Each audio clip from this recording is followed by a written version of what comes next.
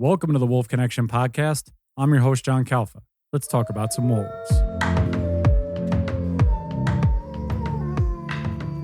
Stephen and I are extremely excited and absolutely honored to have two wonderful members, the founding members, really, of Wolves of the Rockies, the president, Marc Cooke, and the vice president, Kim Bean. So I have the two top individuals here. I certainly have been following you both on Instagram. Welcome to the podcast. How are you both doing? And thank you once again for coming on. Good. Just really busy for sure. I've been following your Instagram for a while now, and it seems like every single day there's some big headline.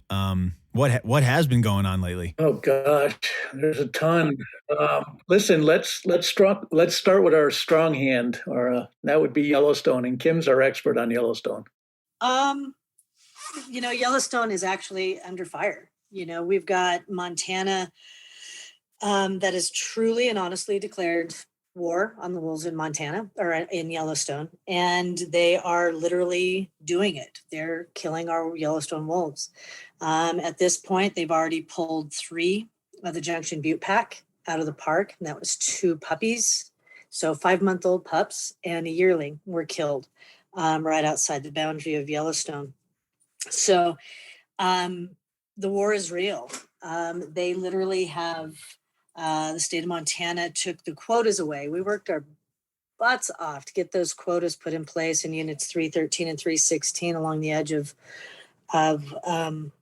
the northern border of Yellowstone. And that was collective. You could get, they could take 1 wolf in each unit, and they completely lifted those. And there is absolutely no reasoning behind it. There's no depredation in that area. They're not problem wolves. So literally it was just a, as I say, the proverbial middle finger to wolf people, wolf watchers, and I think the Fed for that matter, to lift those quotas and really make it easy to kill the wolves there. So it's been really difficult that, the ability to kill those wolves in a 4 days, the first 4 days of the hunt. So, one thing you got to keep in mind about the Yellowstone wolves, a lot of people will say, you only care about Yellowstone wolves, but you have to understand, if you can't save Yellowstone wolves, all wolves are doomed. So when you consider there's 1 million people, just over 1 million people in Montana, and 4 million people come to Yellowstone every year, it shows you the value of those wolves. And dealing with the people that we deal with, you have to be able to show value, because there's just an irrational hatred for those animals here. I mean, it's just, I've never seen anything like it in my life. And recently, with the change of administration from a Democratic Bullock administration and going to the Gianforte administration, our governor is a pro-trapper. He's a utilitarian, and to be honest with you, he's a bit twisted.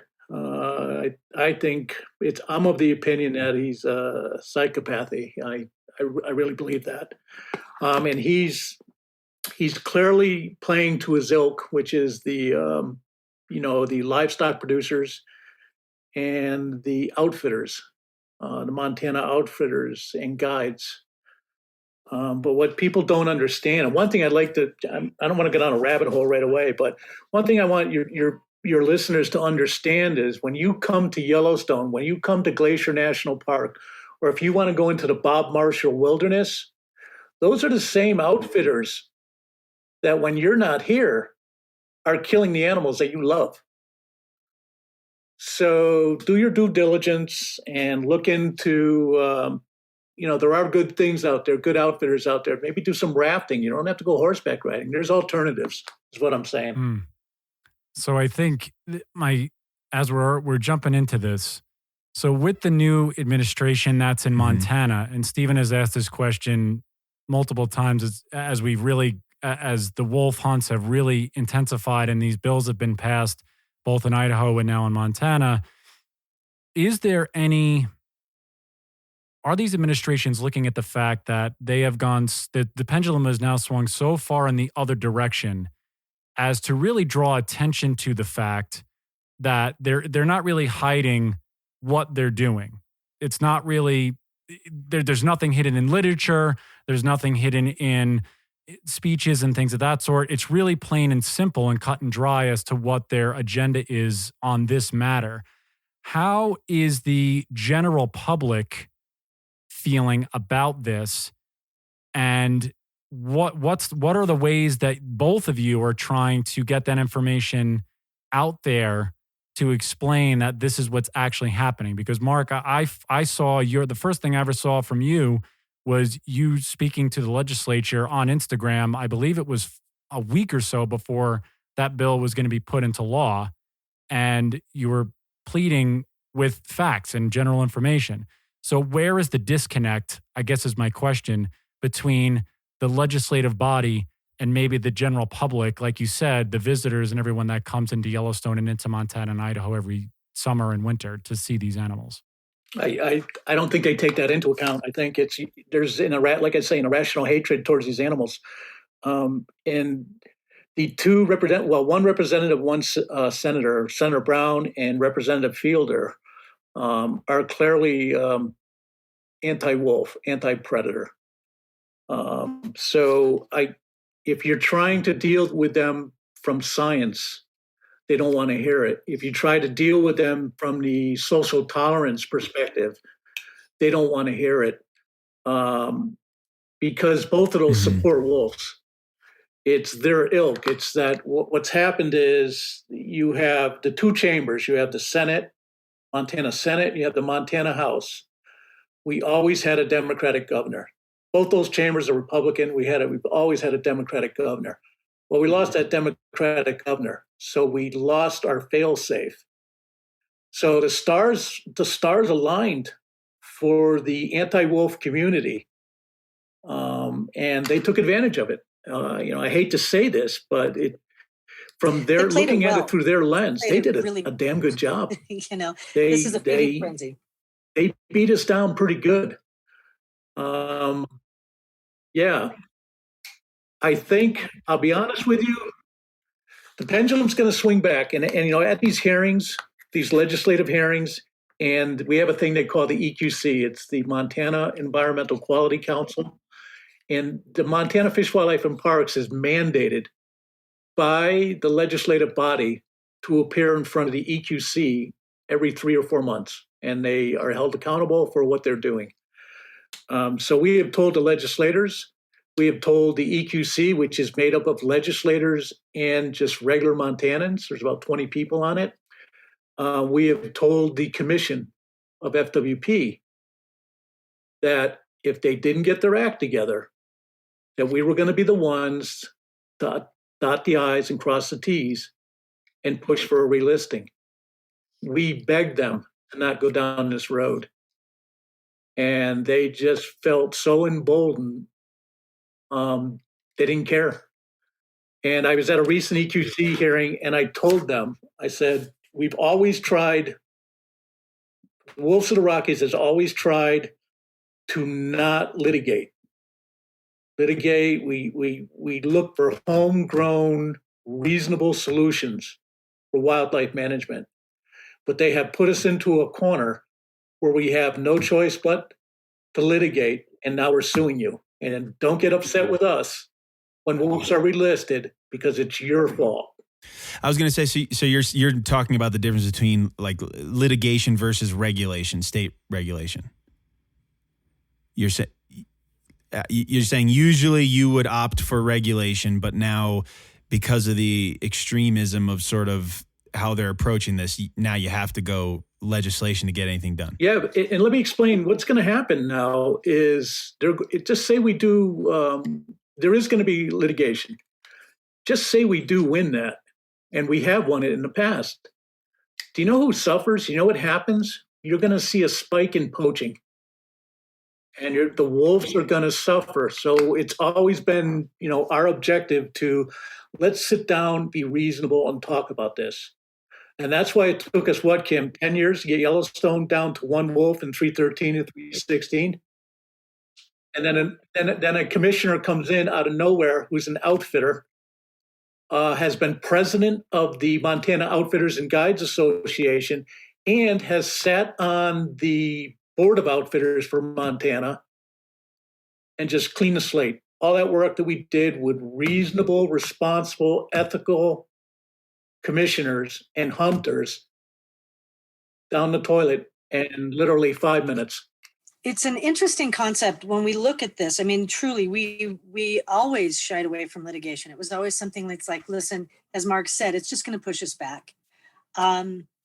We've sat down, we have tried for over a decade to sit down at the table with Montana Fish, Wildlife, and Parks. We had great relationships with the commission, so commissioners throughout the years, and that was really wonderful.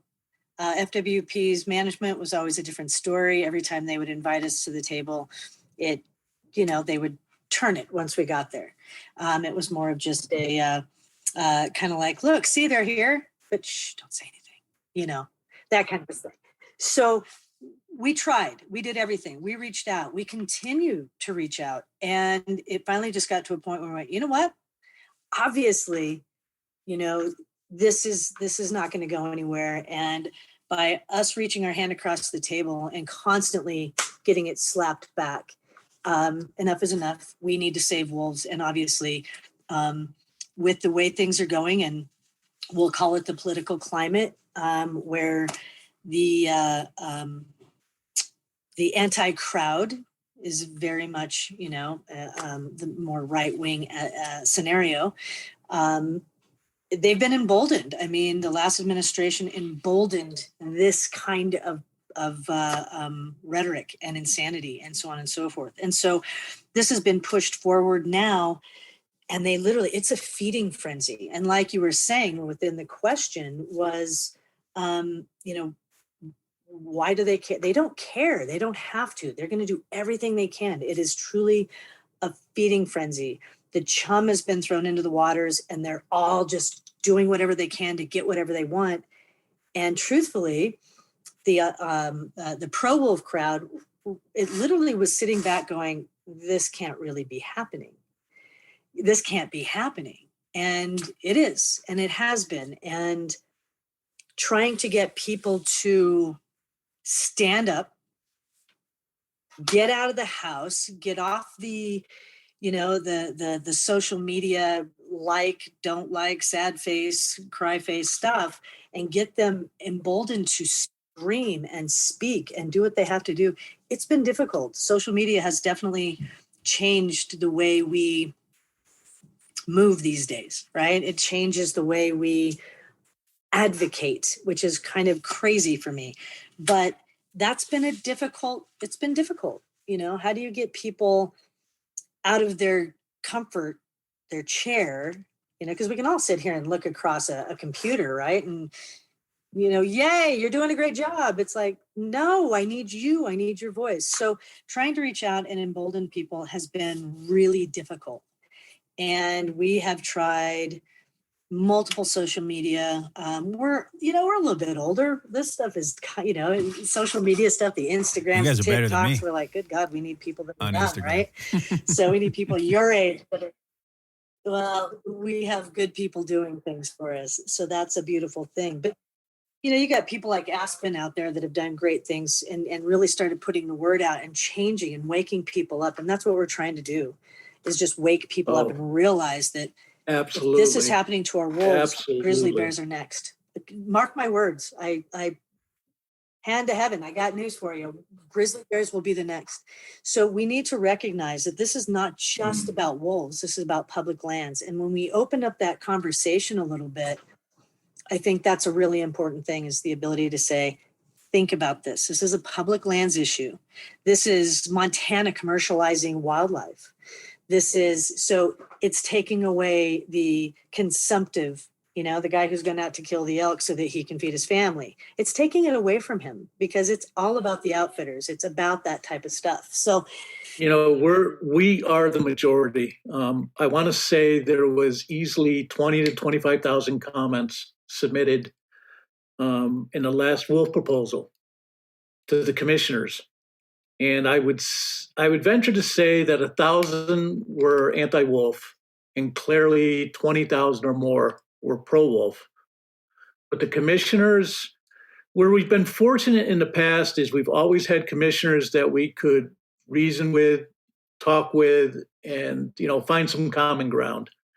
Well, what's happened is with this new administration, the Gianforte administration, you currently have 4 commissioners that, one of them, the chair of the commission, Leslie Robinson, is his last running mate when he ran for governor for the first time. Then you have Pat Tabor, who's the vice chair. He's the outfitter. And then you have Siebel, who is from down the Billings way. He's an energy guy, and he's a Safari Club International, vice president or something. So, the deck is stacked against us. But it wasn't always that way. The department's senior leadership at FWP has always been against us. Always. But we always had the ability to sit down, break bread with the commissioners, and come up with some logical, reasonable, proposals. Don't have that anymore. So what that did is it's exacerbated the problem because we have nowhere to turn to now but to litigate. And that's where we're at. I'm still hell-bent on this question that I think John was referring to before, and now even more so after everything you guys have just said. But, I don't know, maybe I'm just, maybe it's just anecdotal, but things happen all the time in the political sphere that we never hear about, especially when it's going to turn large groups of people off. They can so easily hide things and keep them at least ambiguous and hard to understand. They could easily have worded the initiatives differently, but it's so broadcasted and so intentionally broadcasted and proudly sort of extreme. It leads me to believe that there's a certain group of people that are trying to communicate something additional. I get the feeling there's a meaning outside of the obvious, that they want to cull wolf numbers, that there's something else they're trying to communicate. What do you think that could be? Oh, God. Stephen, we can go through this. I think there's so many, there's so many things I think they're communicating. You can just look at the players in the game in Montana. It is a Republican state. That didn't used to be always a bad thing, right? We always do this left-right thing, and it doesn't have to be that way. However, everything has been very partisan, right? It's a stacked deck. Let's go ahead and put these people in if we have to graph it. You've got trappers who are stacked into the Fish, Wildlife, and Parks legislation, right? You've got trappers, outfitters, cattlemen, and then you got a couple of Dems who are, the ones that are going, no, let's think about the science. Let's think about the right stuff. But basically, you've already got your legislation already stacked. You've got outfitters. Keep that in mind. Outfitters right now are running the show. They're commercializing our wildlife in Montana. This is where hunters are getting ticked off. It is. So they've always had an issue. The biggest problem with wolves, and it's going to be this way, Colorado, it's going to be this way, no matter where you go, they shove the wolves on us. You know what? Stop. Just stop it. The ecosystems are so much better for the wolf. We need these complete ecosystems, right?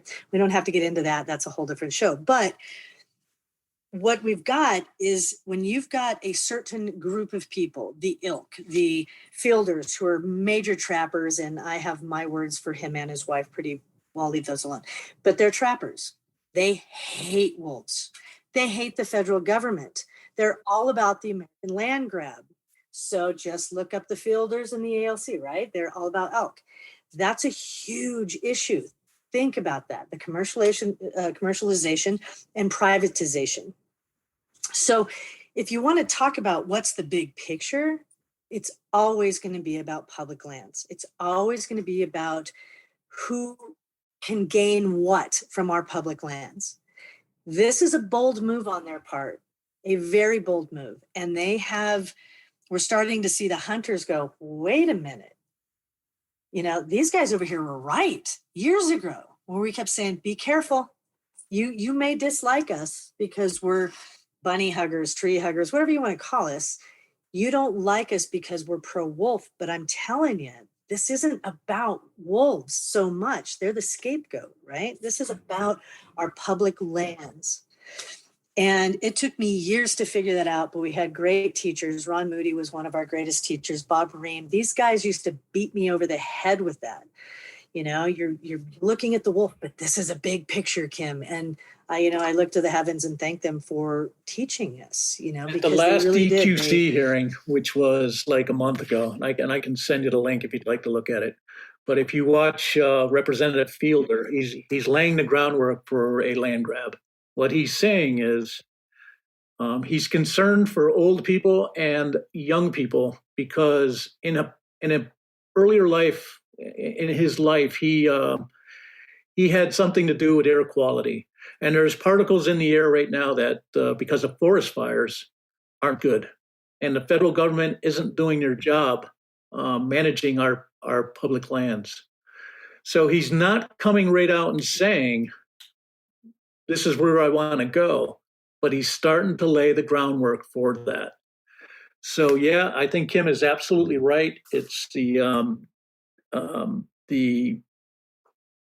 it's the beginning of the big push to try to get our public lands. But I'm going to tell you something good is you got like Joe Perry from the Montana Sportsmen's Alliance, very ethical guy, ethical organization. There's a couple other ethical hunting organizations in Montana. We have never been closer. The funny thing is, and we're working together. We're talking, and it's being productive, and we're getting our ducks in a row to oppose next legislative cycle. But the funny thing is, and Kim can swear by this, is for like the last 10 or 15 years that we've been doing what we're doing, it's always been pushing that rock up a hill. And now the ethical hunting community has always had their way. Well, they're not having their way anymore. So the shoe's on the other foot, and they're complaining to us saying this is terrible. And we're saying, hell, we've been dealing with this for 10 years. It's always been this way for us, but for them, they always pretty much had what they wanted. But the good thing is we're working together, and, we may not win the battle, but we're going to win the war. Make no mistake about that. We're going to win this war on animals. Man, this kind. You guys are right on the front line, and it speaks so wonderfully. Marc, what you just said, and Kim, what you alluded to earlier. It's amazing to me that throughout this pendulum swinging the other way, that there are now multiple groups that maybe were on opposite sides for a little bit are now coming together in this. Stephen and I have borrowed, I think, this term a bunch, but you guys are really now in the radical middle at this point, because we're looking not just at the preservation and the conservation of just one species. We're talking about the whole enchilada, everything that encapsulates the whole western part of the United States. And well, obviously, we'll get into the Colorado reintroduction. Down in a moment, in a little bit. So, what is that like for both of you? Because you said this is great, and that you're having this like reach across the aisle moment, which I think if anybody was looking from afar would have said, well, these two groups would never get together and maybe break bread and figure out how to help wolves. Because I believe you guys posted an article. It looked like, I think it was an op-ed from 6 or 7 hunters and former hunters, which I think is maybe what you're alluding to. And I read it, and it's really fascinating. And to me, this is what I think more of this needs to happen, is that people, I don't think until it's in your backyard, you don't understand the ramifications of how these things work at the higher level. So just in a nutshell, what does this mean for both of you really to see other individuals who you've been talking with, but now they're coming to the light and seeing what you can do together, because you guys really have the power together to make this thing work? I think for I'm just going to speak out really quick. The one thing that we've been really, really good about and very cognizant of throughout our time advocating, we've always, whether we wanted to go more, and again, I hate using it, but the left or right, the more left we wanted to go, because maybe a feeling, we didn't. We've always stayed very center ground. We've always stayed center ground. And sometimes to the detriment, right? Because, the more pro kind of wolf people are like, you're pandering, and they would get so ticked off. I mean, almost frightening in some cases. And we're like, no, we're not pandering. We're holding our ground, but we have to be able to work together. And that's something that we've always been really, really good at, is saying, nope, as much as I dislike the situation I'm in right now, I have to find why, Mr. Rancher over here, I have to listen. This is his business. This is his livelihood. This is what he loves. I have to understand where he's coming from. And when you start to listen to people, you try to put yourself in their shoes. And if you can do that, you can find common ground. Marc is phenomenal with that, because he's just a good guy all the way around.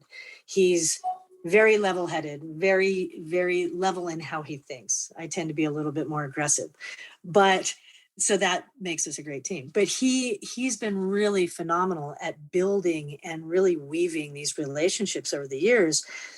I think, I don't know, Marc would have to attest, but, I don't know if it was knowing that in the future we would be where we are, or truly just really learning who these people are and the players are, and understanding, what their livelihood is and what their stake is, because you have to know that. And I think today,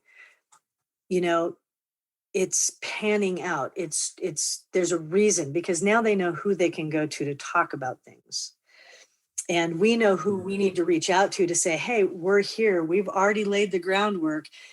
Get behind and help us push this rock. Let's go, because we're in this together. Let's look at that big picture. And so I think, Marc, can kind of push a little bit more on that, but I truly believe that's kind of why we are where we are. The letter you're talking about was 6 commissioners, Fish, Wildlife, and Parks past commissioners. I've had those commissioners, or some other commissioners too, come up to me and say, hey, I wish we had done more for wolves. But what we were afraid of was we didn't want to go too far too fast, because we were afraid that something like what we're living through now would happen. And they've said to me, we're sorry. We should have done more. We should have been more aggressive, because they did what they wanted anyways. When we originally started out, and this is, okay, you get the large organizations, they get a lot of funding, so they can throw money at problems. When we started out, we didn't have any money. We were using our paychecks to keep us afloat. And remember now, we're an all-volunteer organization. So we had to pay for the webpage, all those things, and we were in a big learning curve. But what that forces you to do is to strategize and come up with a plan to get some results, be effective. And what we managed to do was build relationships. We didn't have the money, but we could talk. So we built relationships with a lot of decision makers based on respect. And now 10 years later, 15 years later, we're starting to get some donors who really believe in us. Our supporters are wonderful. I don't care if they give us $5 or they give us $5,000. It's all the same to me. It's hard-earned money that they're putting, in our trust to do what's right. So what I'm saying is we've become more effective now and more vocal now, because we do have some money behind us to put out billboards. A billboard's $7,000. Okay, we never dreamed the day that we would have $7,000, and now we have 2 billboards in Montana, and we're looking at some more. So the relationships were built when we didn't have any money, and now those dividends and our attitude and how we went about developing those relationships are paying dividends. And here's the one thing: by law we have to have one Fish, Wildlife, and Parks commissioner who represents livestock. And the commissioner we had in the past was a guy named Rich Stuker. Rich Stuker is we started out cold, but Rich Stuker is a dear friend. He's a good guy. He's in a difficult situation, but he's going to be logical and fair. That's all I can ask for. So now, I guess what I'm getting at is, if people respect you and you have respect for people, it'll pay you long-term dividends. And I'll be honest with you, all those commissioners that were in the paper, wrote that article, I miss them all. But I stay in touch with them. We have long-term relationships. We don't have disposable relationships. Just because you're not commissioner no more doesn't mean I don't send you an email and say, hey, what's up? How you doing? What's up with your family? They pay dividends, and you got to be genuine. You got to genuinely like people. Yeah, I think that's a really important parallel too, while we're talking about, the larger picture for wolves and the larger picture for public land. But, what feels like it's been missing the last few years from our relationships as humans is collaboration between groups that maybe have different priorities or opinions, and common ground is sometimes hard to find these days. And I think it's easy for animal lovers, and we are animal lovers, to get lost in the animal initiative, but we are humans, and we have to also consider the human element and what we need too, which is relationship building and understanding between us. Yeah, I think it's really interesting. The one thing that we always look at, I've always admired in a really bizarre way, but the opposition, the opposition as far as the wolf haters out there, they're of all group, and they don't care. Like, the trapper wants to trap, the outfitter wants to shoot or whatever, everybody, the rancher wants to kill. However you look at it, they all have their own reasoning for why they hate the wolf or they want the wolf gone, but the end result is all they care about, right? We, as a pro-wolf and pro-wildlife, and I had a lawyer, a wildlife lawyer, actually. I asked this question at Sedona Wolf Week last year, the year before. And I said, what's the deal with us, man? What is the deal with, these pro-wildlife organizations? And she said, arrogance. And I said, excuse me? And she said, we all have to be right. We all have to be right. We all have to be the top dog. And I'm like, but the end result is this. And it's like, yeah, it doesn't matter. And I said, and that is why I prefer to be a boots on the ground nonprofit without a whole lot of overhead of people, having an agenda to try to make money and be the top person. Our end result is one thing. We want wolves and wildlife to be protected. We want them to have their rightful place on our, landscape and our ecosystems, because we've seen what that can happen. You just have to go into Yellowstone National Park and see what the wolf has done. It's brought back this amazing, amazing landscape, and we're all the better for it. And so we have to get rid of our arrogance. We have to get rid of the need to be right all the time. And trust me, I can be that person too. So I'm not, there's a slight projection there, right? But I think that building these relationships, and this has brought a lot of us together, which has been pretty sweet. It's brought us together to say, okay, we need to work together, and collaboration is everything. And everybody's still going to get a piece of that, pie of saying, we did this together and I helped make this happen. And I think that when we can finally drop that, I think that's why we're going to win this war, is we finally are dropping. One thing I'd like to touch on, and I'm grateful for you guys giving us the soapbox to stand on, is in the last legislative cycle, I watched the way the Native Americans were treated, the representatives from the Native American community by the Republican Party, and it's terrible. And how that ties into wolves is, you have wolves that were delisted in different forms, different manners.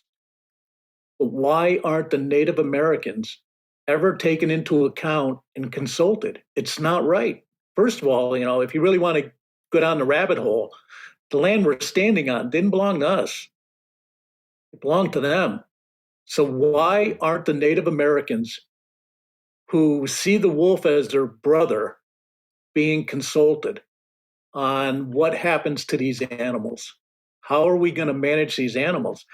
And, this is going to be controversial. It'll probably get me in trouble, but it's the good old boy white club that just disregards these people. And that's wrong. That's got to change. They need to have a say in wildlife management. So that's my 2 cents there. It's against Native American sovereignty. I mean, we've got to look at, and that's not just the wolf. Let's look at how Native Americans are treated in general and have been. We talk about people of color all the time, but, let's look at the missing girls. Let's look at, we can make this big, huge, broad statement about how that is really a big issue. And I truly believe it's time for the Native American voice to be put in the forefront and have that explode. It's time for them to be heard. It's time for them to be understood. And, the ability to, our ability to be able to push that out there and I agree. And respect. And truly, I am humbled that they would even allow us to help push that if we can. I'm humbled by that opportunity. And to see how they treat and how they see the wolf and wildlife. God, why can't we do the same? You know what I mean? As far as the European person, we need to start seeing things from a different value. And the Native Americans bring that. And so it's really important, I think, to push that agenda. No, this came up when we were speaking with a couple of individuals from Wisconsin and speaking about their wolf hunt that took place earlier this year. And a lot of the same aspects came up, and that the Native American tribes that were in the northern part of Wisconsin weren't necessarily consulted. And because that wolf hunt was so the other direction in terms that they culled more wolves quicker than they, I guess, anticipated, and they're starting to bring them back into the conversation. So there's hope, I think, on that front in Wisconsin, for at least from what we spoke about a few months ago. So that hopefully is something there. When we spoke to Jim and Jamie Dutcher and talking about their relationship with the Native Americans and how when they ran their study and released their wolves back in, there was a consultation with the Native American tribes or the tribes that were involved in those sorts of projects. So I completely agree with both of you that this is an untapped resource that individuals who run these big organizations and run these fish and wildlife and things of that sort, that they need to be part of the decision-making process. They need to be brought into these situations. And if I can speak to, and this just popped in my head, is really the evolution of how we go about reintroduction and reintroducing wolves in particular. I mean, if you look at what happened with Idaho and Montana, and just the conversations that we've had with the Carter Niemeyers and the Mike Phillips and all of these incredible individuals who had to do things that they may not have wanted to do at the moment, but to get these things rolling had to do. And the way that, as I think, Kim, you were saying, people feel that wolves are thrust upon them in a way that they'd feel like they didn't have a voice. Well, now when we look forward to Colorado, and I know both of you are heavily involved with that, being Wolves of the Rockies, I feel as though this evolutionary process of reintroduction seems to be, it's not perfect, but Colorado may have this opportunity where we can get most of this stuff right.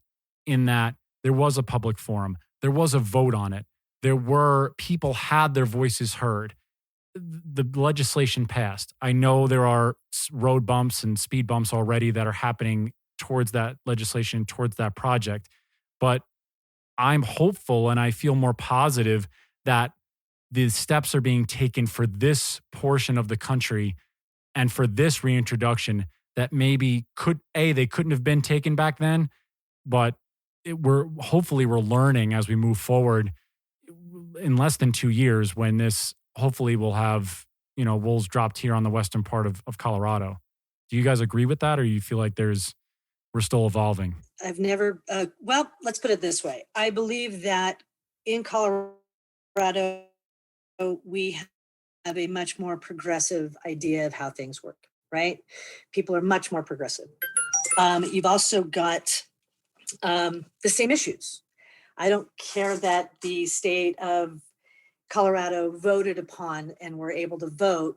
You're still going to have the same issues. The city people are bigger than those of us in the rural communities. Therefore, the city folks are thrusting the wolves upon us. We still have the same issue. We still have the same ranchers out there saying they're going to kill my livestock because the guys up in Wyoming and Montana and Idaho told me so. Let's face it, the majority of those ranchers that are speaking have never even seen a wolf. But this is what they do. It perpetuates the hate. We still have that problem. You guys have spoken with Carter. Carter has done numerous roundtables and was met with just seething people who want to fight. They don't want to learn. They don't want to listen. They just want to fight.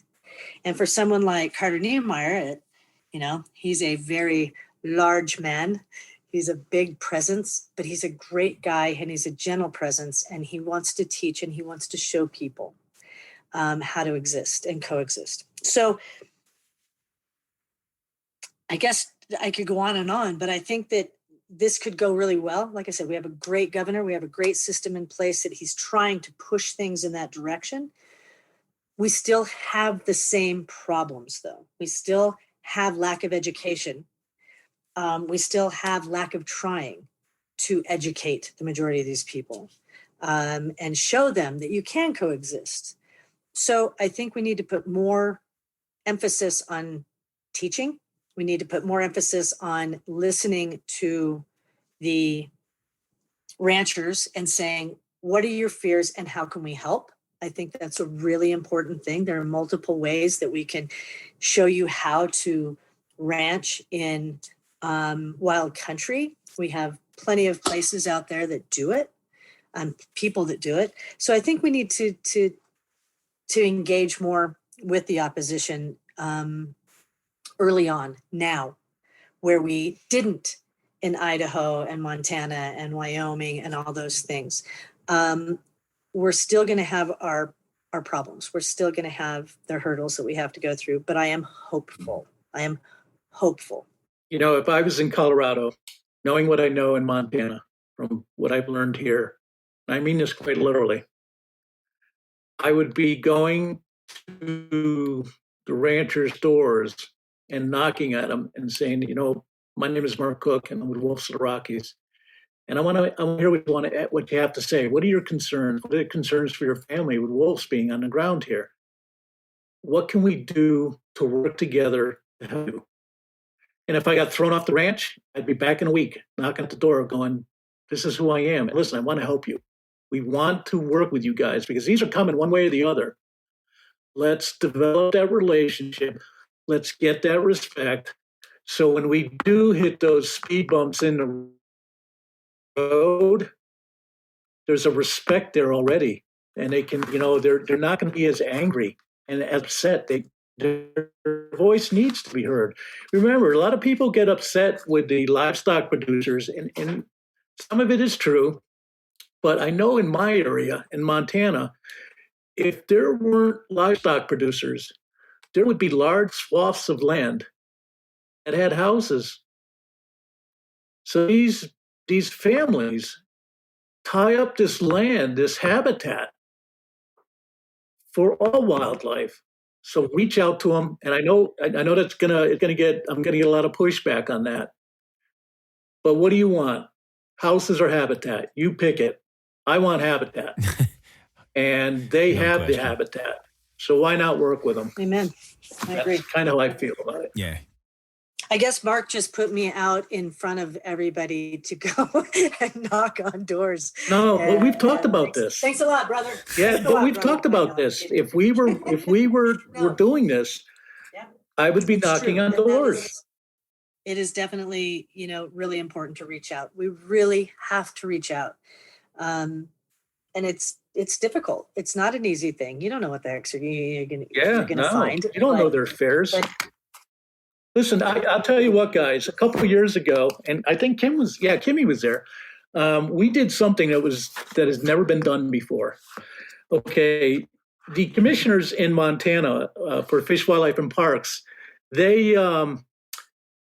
get junkets all the time. Rocky Mountain Elk takes them here. Safari Club takes them there. They go to this dinner. They go to that dinner. Well, what we did was we took them to Yellowstone. And do you know how weird it was being in Yellowstone in Lamar Valley, looking at wolves with Rich Stuker, who's a rancher?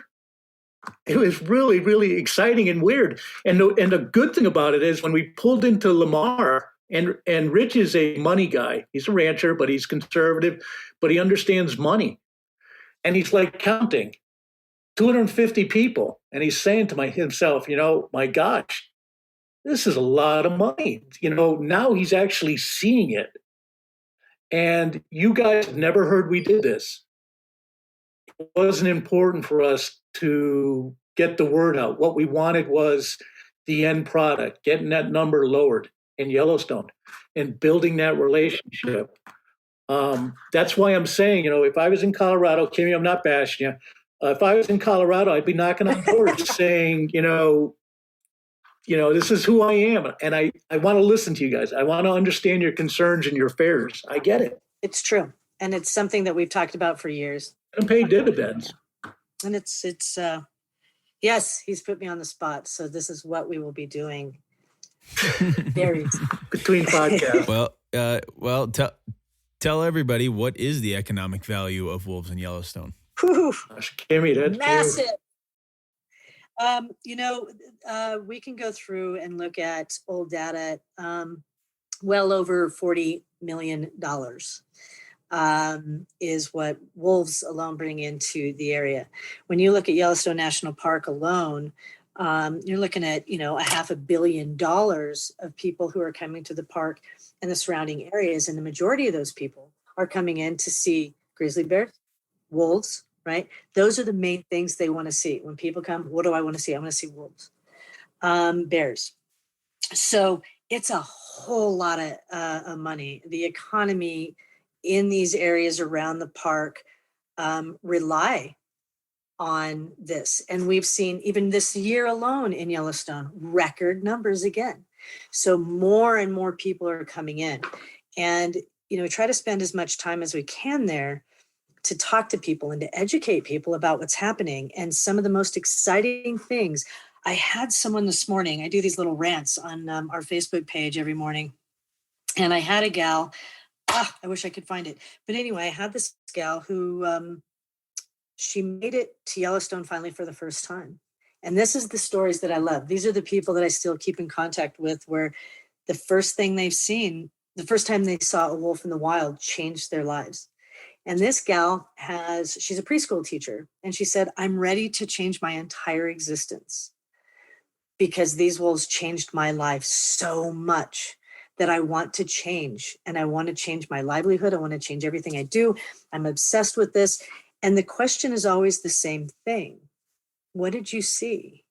What was it? Because they are a mirror to ourselves. They're a mirror into our own souls. And if you can get enough people out there to see these animals in the wild, you will change them. I promise. And I tell that to people all the time. That's why I love taking people into the park, because I'm going to change how you see things. Commissioner Stuker, just a good guy, just a solid guy's guy. He's a rancher. It changed him. So these park wolves, they are there for a very good reason. They're there to teach. They're there to bring people. For me, it gets a little kumbaya, but truly in face to face with themselves. I think sometimes we have to look within, and wolves do that. It's weird. And I'm not that person, I'm not real kumbaya, but that's what wolves do. And so again, the park brings in a lot of folks, and the more they hear about wolves, the more they want to come and see that. And I think the more we can get people there, the economy's booming around these areas with that. It's also going to change lives and views. Remember, guys, there's 1 million people in Montana, 1,100,000, and over 4 million people came to Yellowstone last year. So the economic value of that is incredible. And in the past, Yellowstone shut down before wolves. Yellowstone shut down November, December. That they're done. That was it. Now they have a shoulder season where people are flocking to the park at 30 below zero to sit on the side of the road with a bunch of other crazy people and watch wolves. It's great. It brings money and it builds tolerance for wolves that, call Yellowstone and Montana their home. And to kill a Yellowstone wolf, the anti-wolf people, they do it to poke us in the eye. They know it really hurts us, and it does. But who's wrong here? Are you as an individual, not you per se, guys, but as you as an individual, so full of hate and spite that you're willing to kill an animal because you don't want to sit across the table and talk to somebody about their values? That's not how I want to be remembered. So yeah, it does hurt when they kill Yellowstone wolves, but they bring so much value. I mean, I have you guys ever been to Yellowstone? Yes, we went on a trip in April. It was my first trip. Stephen had been there a couple of times, I think, before me. And it truly was a transformative. It was necessary for us as a podcast, as an organization. I mean, Wolf Connection has gone there a couple of times prior to myself getting there. But for us, it really solidified this piece of Wolf Connection, of what Stephen and I started and what we created and what this really evolved into. I mean, we have now partnerships with individuals who are wolf watchers. We had a guy, he came down to Wolf Connection for a week and spent a week with us and volunteered and did all these things. And we had another wolf watcher come through before his major surgery, and and he loved everything that we're doing. And we want to be the bridge. And that's really it's the human wolf connection. And that's a lot of what our organization is about. But more so, as an extension of that, this is what Stephen and I have really, from the very beginning, to get this out there to more individuals, to more people, to more cultures, to everyone who has this, like you said, wolves are really the mirror into ourselves. And it's never more present than when you work with them all day long. And then when you go and see them in a situation like Yellowstone and you understand the way that things are supposed to be and that there's something missing. And listen, whether it's right or wrong, and this is my, it may be my opinion and a thought that comes through, but there's a reason that people, I guess, hunt them, and it might be something that is hurting inside, and then so that gets reflected upon that wolf or that species, whatever it may be. And this is not to say in any way, shape, or form that all hunting is the same, because it's not, and sustenance hunting and things like that. Right, and I agree. What I've Exactly. And what again, just to wrap it up, my point anyway, is that, yes, I agree with you in that it's always something that Stephen and I try to get to the bottom of, is why this species. We don't see this with whales. You don't see it with tigers. You don't see it with bears. You don't see it with eagles. You don't see it with really any other. I mean, if you go into any sort of store and there's an animal that they use for something, 95% of the time, it's a wolf. So what is that reason? what is the connection? And clearly we've been evolving with this species for tens of thousands of years. So there's something in us as humans that we have lost that we're trying to gain back. And there is hate for some, love for others. And then there's some like yourselves that are in the middle trying to bridge that gap. And that's what we're all trying to do, I think, is just really try to find the coexistence angle. No, you're right. You're right. I think if you just look back at the European model, I mean, my God, we go back to Little Red Riding Hood. We've got, so many, the European settlers came over and they brought the cattle. Cows are not native. I don't know if people understand that concept. Cows are not native to this land. They were brought over. So, you got European settlers that came over and start, putting their cows up against the tree lines. And all of a sudden there's this new slow elk in town. Things happened. These animals became persecuted for killing cattle back in the day. So Little Red Riding Hood stories, it's just been this perpetuated hatred that just fueled itself and continued to go throughout, our American history. And as we continue to take over the lands from the Native Americans who lived and coexisted with their brother, the wolf, and Mother Earth, Father Sky. I mean, it's all so connected. And I think that you're right. I do believe that there are people out there and they are a mirror. And if you're trying to kill something within yourself that you hate, it is reflective. I can see that as being a reason. I also just think it's learned. A lot of these people, it's something that is constantly tossed down from generation to generation, and it's taught and it's innate. And wolf is bad. Killing our elk. I mean, we still hear the stories, even though the numbers are out there that Fish, Wildlife, and Parks. We use their stuff, by the way. We don't make up our own. We use their stuff that they don't use, but it's out there. And it's like, no, we have more elk on the landscape in Montana today than we did when the reintroduction of wolves happened in 1995, 96, 97. So it's like they still don't care about facts. They care about this kernel, this hatred that's in their, in their stem. And it's like, it's mind-boggling to me. And I think if we could get to the bottom of why, we could change it. But I think there's so many different reasons why. Do you guys read books? Yeah. Okay. There's a book. I'm not a big plugger of books. I mean, there's a lot of good books out there. McIntyre, Carter, they all have great books.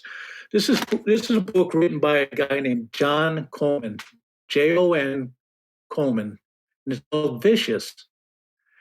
And I bought this book like 15 years ago.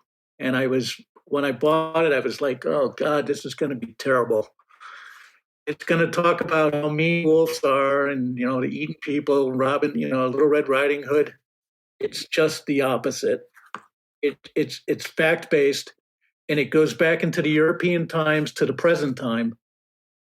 And it explains how vicious we as humans have been to them. Lighting them on fire, tearing them apart, wolf pits, dropping them into wolf pits during the early days. It's a good read, and it's a sad read, but it's a good read in that it shows you just how mean we are as a species. And the wolves aren't the problem. We're the problem. How we manage them and how we live with them is the problem. Where the Native Americans lived with them, in pretty much harmony. We haven't taken that approach. We see them as a threat, and we do everything we can. I mean, think about it. Poisoning. We are on the bird in Montana. At the next legislative session, I wouldn't be surprised if Representative Field came forward and said, you know what, we're going to start poisoning now. That's how bad it has got here. That we're going to kill a species, and all the animals that get exposed to that poison, just because I have such an irrational hatred towards wolves. I'm going to pass a bill that says poison. It's coming. But here's the good thing, guys. It's the tail wagging the dog. you have an extreme right element that is, steering the boat right now. I see organizations, ethical hunting organizations, and other wolf conservation organizations, and the general public starting to go, whoa, this isn't right. So change is coming, but it's going to come faster with the more pressure we put on to make it happen. So it's up to us if we want to turn this around. And just to kind of perpetuate that, going back to Yellowstone really quick, Superintendent Cam Shawley putting the press release out yesterday. Big move. Was huge. Yeah. And a little ballsy. Yep. Simply because, that's something that, we're not hearing from the DOI. We're not hearing from the Department of Interior. There's this silence and we don't know why. Right. And we're kind of finding that a little peculiar. So for Superintendent Shawley to come out and really talking about the benefit of wolves in the ecosystem, in the the greater Yellowstone ecosystem, surrounding communities, how much money and what it is that's happening, and the fact that these animals are being killed for no reason. I mean, they're being baited out of the park, they're not depredating, all these things. Why is this happening? And it's going wildfire. And I can't stress enough how I'm asking people to really reach out to Superintendent Shawley and thank him for what he's trying to do, because that's a very dangerous place. It really did. So the Park Service is doing their best, but where's his boss? Where's Secretary Howland? It's really important to try to figure these things out. And what you guys are doing and what we're trying to do is just keep getting that out there and don't stop. We can't relent. Yeah, don't give up, guys. We're very grateful for what you guys do. Just keep screaming this out there, because you give people 3 days. It's all it takes for people to go, guys, we see ourselves, and I mean this literally, we're speed bumps. We're trying to control and slow down the madness. Montana is a black hole. When information happens in Montana, it dies in Montana. You guys, what you're doing by educating, whether it be the animals on the ground that you folks have or your podcast, that is reaching the masses. That is what is going to drive the change. And we're just trying to slow down the madness. You guys are going to be the ones that bring about the change that we're hoping for. So my hat is off to you guys. Thank you very much. That's brilliant. Yeah, I'm great. I'm grateful for that. Thank you. Touched by that sentiment from both of you. I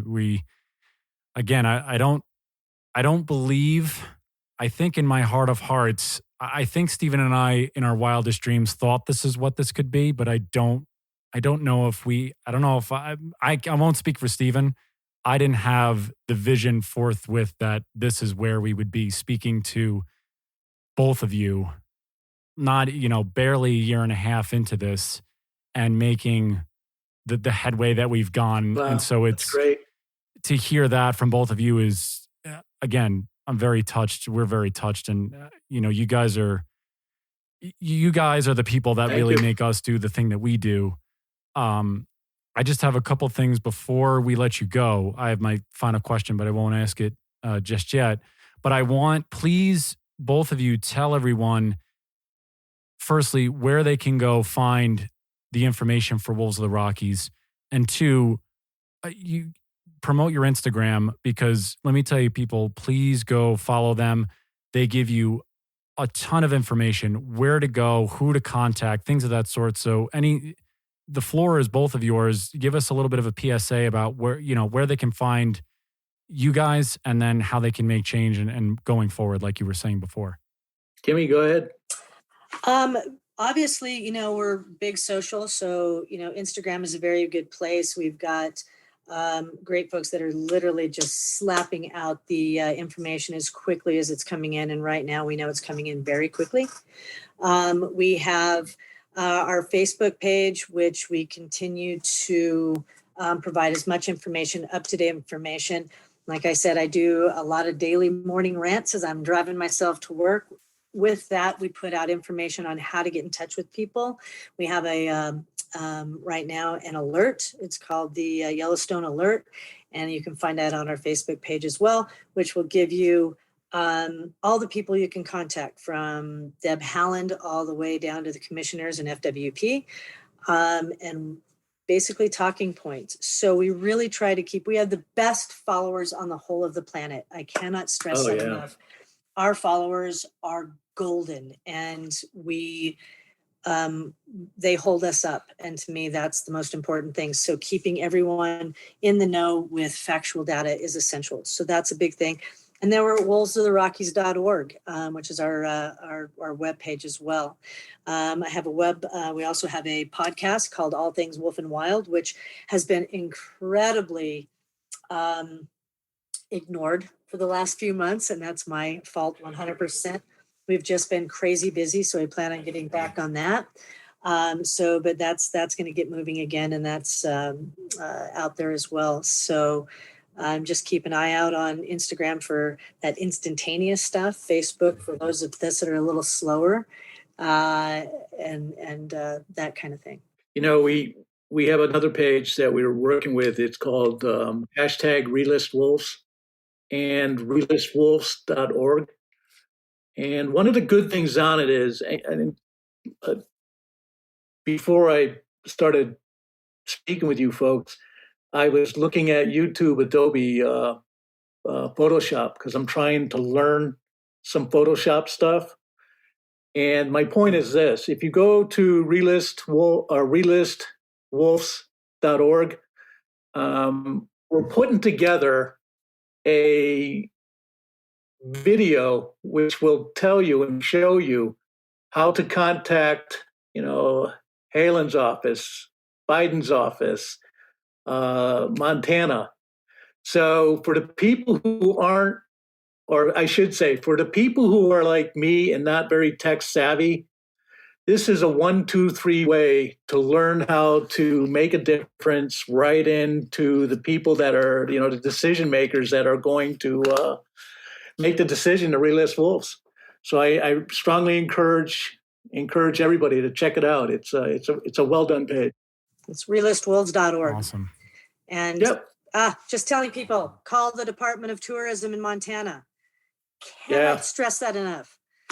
Department of Tourism. Listen, let me just tell you a quick story about the Department of Tourism in Montana.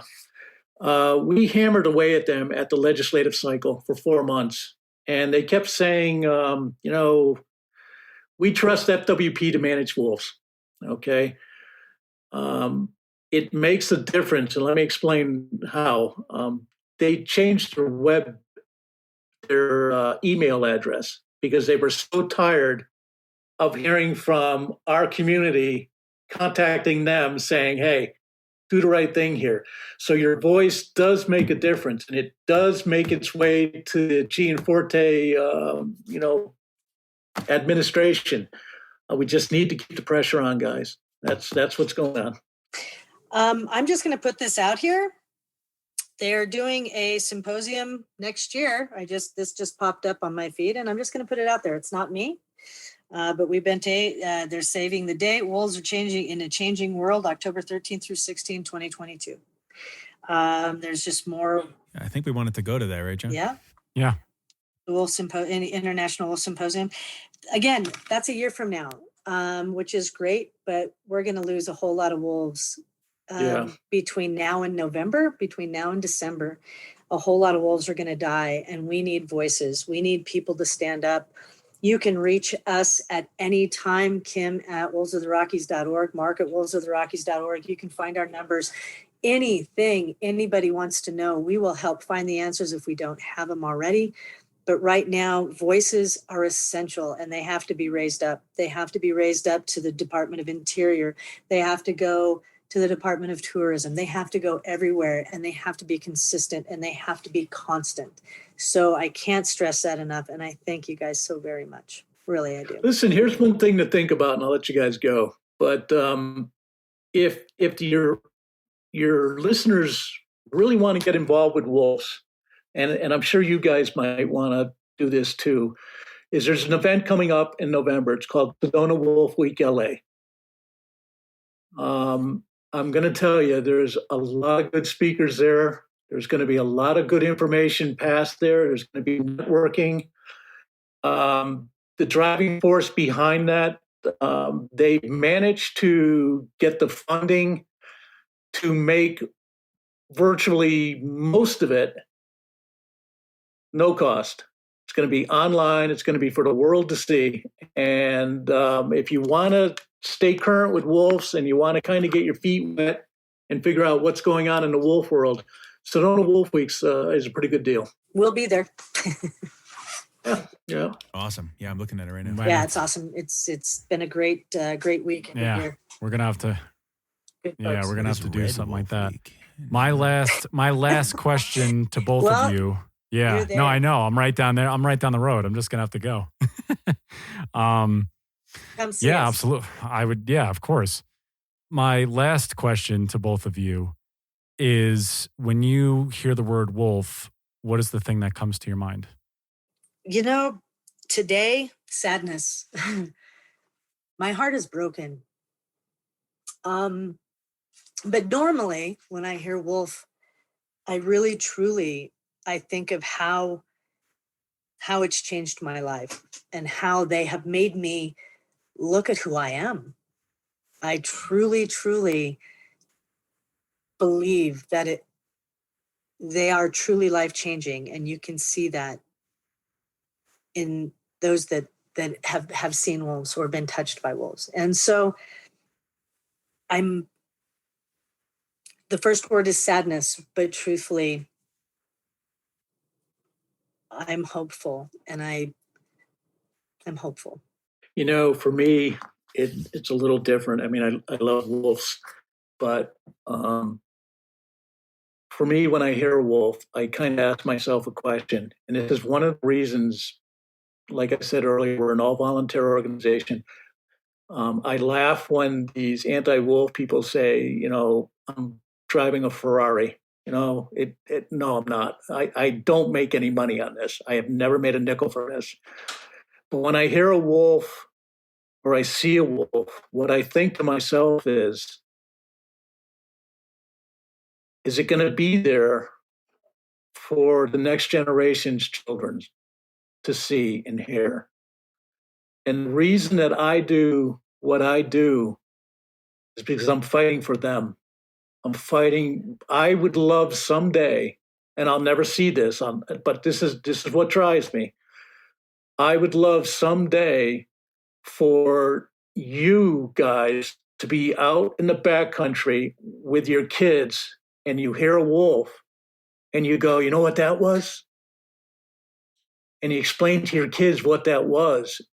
And, you know, if that happens, I'm tearing up here. I'm happy with that. Yeah. That's all I want. Just give them a voice, be fair to them, so the next generation of kids can come along and go, wow, Pop, that was cool.